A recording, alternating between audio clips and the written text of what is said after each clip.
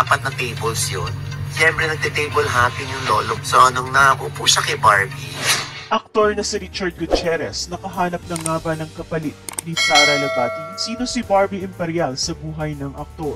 OG Diaz may ibinulgar hinggil sa tunay na kwento sa pagtatagpo ng dalawa sa isang bar. Narito ang buong detalye.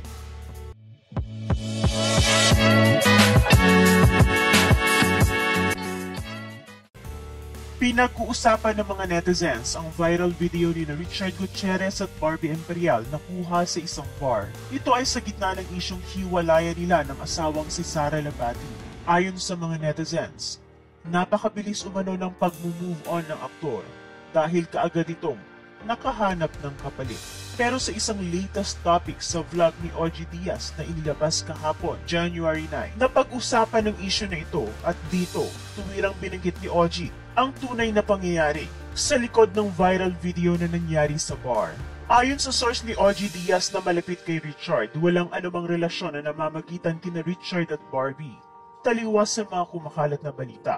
Ilang minuto lamang umano nagsama ang dalawang artista na ito sa bar na ang pangalan ay Gastropub. Isa daw si Barbie sa mga shareholder ng nasabing bar, kaya't naroon ito nung time na bumisita si Richard. Aware din umano ang dalawa na sila ay kinuhaan ng video dahil maraming tao nung time na yon sa kanilang paligid. Ayon sa mismong mga salita ni OG, ang totoo niyan, si Barbie Imperial ay isa sa mga shareholders.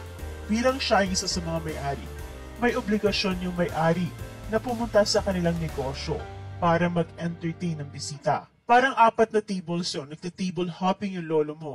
Kasi lahat yan kaibigan niya. So nung naupo siya doon sa table kung nasaan si Barbie, nakuhaan ng picture. Nagkatabi lang sila for like how many minutes daw doon sa table as per my source. Sandali lang yon at lahat ng camera at cellphones ay nag-video, nag-picture.